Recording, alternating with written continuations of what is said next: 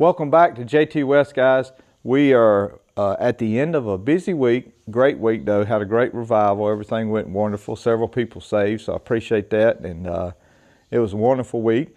But we have got to think about getting, I don't know, I'm gonna try to cut a garlic spot today. I want to show you my Silver Queen. We got to go up Plow Day and do a little few things, and I want to show you some things up there. But just get back into it, and we got to check some fluids in the Super A because I noticed that I had a little bit of a leak on a PTO seal yesterday because I did bush hog some, but I still got quite a bit more to do. But other than that, we did get the disc hooked up. I figured out that my bearings, you know, a couple of you guys that follow the channel real hard, which is good, we like it. You'll remember back, I had some bearings leaking on it and I made some leather gaskets and stuff. Well, every time I was trying to put that grease in, I had the full weight of the disc on everything. This time I had it up in the air carefully. Please guys, be careful with this stuff. Carefully, if the lift was to fall, it wasn't going to fall on me. But disc up in the air, rolling the disc and pumping the grease at the same time, nothing leaked. Everything seemed to go in it better like that. So we, you know, just kind of getting that thing greased up to do a little disking this fall. I don't think I'm going to disc my gardens completely. I think I'm just going to disc them right when I get ready to sow the ryegrass on it, because I want to keep that trash, so to speak, on it, because it will keep the garden from washing away, quite frankly, erosion. So we want to keep that on there, and we'll disc it when we plant it, and then that rye come up and that'll hold it together. So, but I do need to disc one spot for the garlic, and we'll do that in a second here. But just appreciate everybody tuning in. Thank you all, and let's get to it. All right guys, what I'm going to try to do is we'll cut in first gear first. I don't like going across there wide open, and when you got something real heavy on this tractor, you need to drive it kind of slow. But so if you notice me, I'll be doing this slow right now.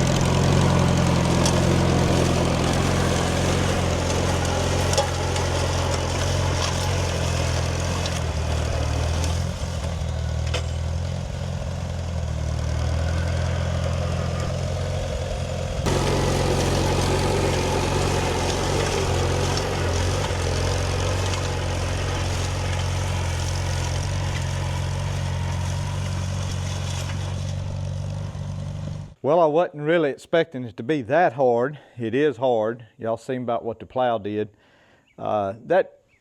This is a chisel plow, guys. It's actually it's a subsoiler. It's a 1-point subsoiler shank for 140. I don't use it a whole lot. It probably would be good, honestly, like on my tomatoes before I planted them, is to run that real deep and bed a row right over top of it. It would give it the roots somewhere to go in the hot summer. I know a fellow, Roger's dad, had a tobacco bedder that had those shanks that would shank, and then it would bed right over top of those shanks, and it'd give the tobacco somewhere to go when it was real hot. But it's loose.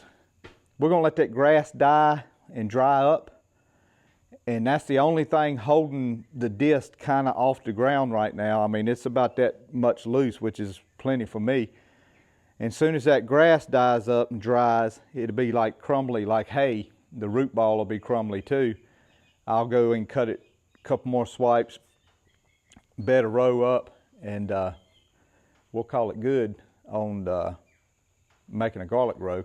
Just got to get it made up and ready to go, because I like planting that around plow day, and that's not but 3 weeks away. So we got to check. Let's check the fluid in the Super A. I'll show you what I'm talking about. I seen some fluid yesterday dripping from this thing right here onto there. I don't know if you guys, you know how oil is. It can look like 5 quarts when it's really only just a little bit. But I want to check the level in it before we go up there and bush hog. So on a Super A or a 140 has a square recess plug. This one may have had that, but somebody's taken it out and put a square plug in it. But this is where we check the level of the fluid to make sure it's safe, is right here.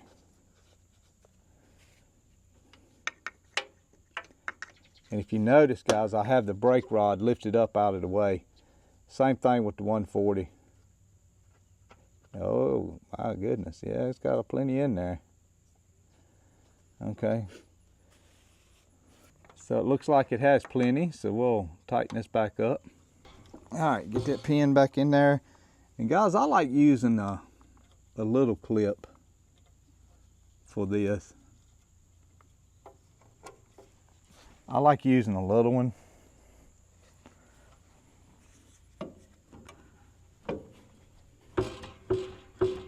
I'm trying to get this thing flat. There we go.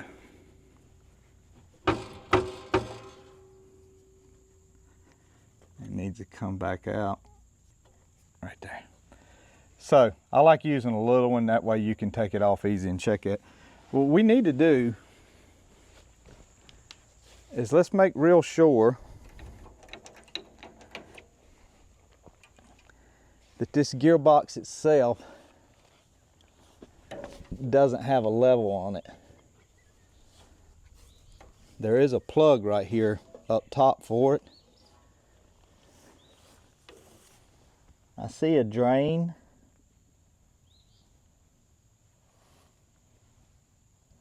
But I don't see a level. So let's do like all good people do. Let's take this plug out the top of it and look down the top and make sure it's got plenty, because it may have a separate reservoir, guys, and I don't want to take no chances. I don't see none, so let's put some in there.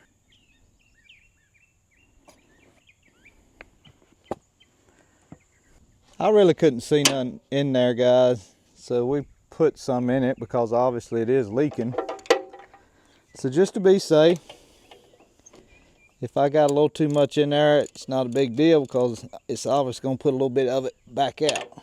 So we'll defer on the caution side and put some in there. Fall Silver Queen corn, not bad corn. Looks good. This is a nitrogen only corn, and what I mean by that, and I mean I guess you can do that. I did it. I only had, I had 2 bags of 2900 ammonia nitrate left this year. And I planted this, and I already had the nitrogen, I already had the seed.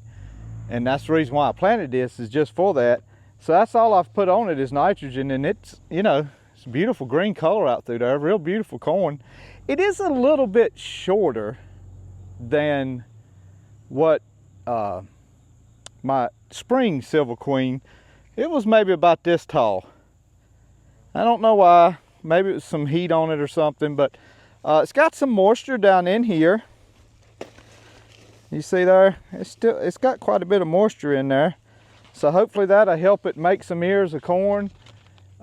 Quite frankly, it wouldn't hurt to have a shower on it. So this we will probably bush hog it, and we won't plow it again this year. We'll just take and cut the rows down a little bit with the disc, and we'll plant it in rye, and I'll probably put some this and that one this year, because I did that one last year. I'll put some lime on both of these right here, some pelleted lime this fall, and let it be working in. But yeah, man, it's gonna be a lot of corn out here if it makes, and I can keep the coons out of it.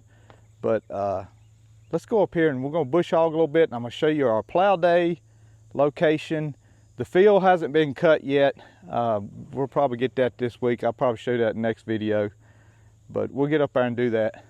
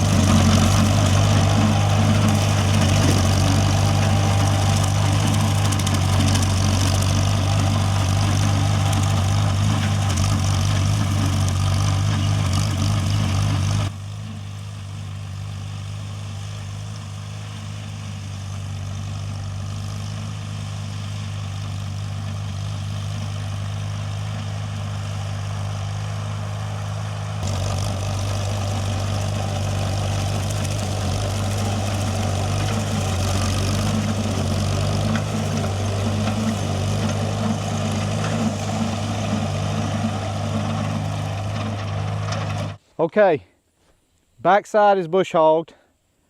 I took the grill off. We're gonna blow this stuff off before we even get to the house with it. It had more at the bottom of the grill than it does on the radiator itself, so we got that out of here. Plow day location, just in case any of you have never seen it. So I usually have an RV set up right here, couple of tents, and you know, we kind of congregate around here. Everybody parks in the field. The parking is even better this year because the field's been mowed all year, so it's more like parking on a yard now instead of parking in a bush hog field. We will plow this field, and good Lord willing, we'll plow the cornfield too. So we'll do these two, so we got quite a bit.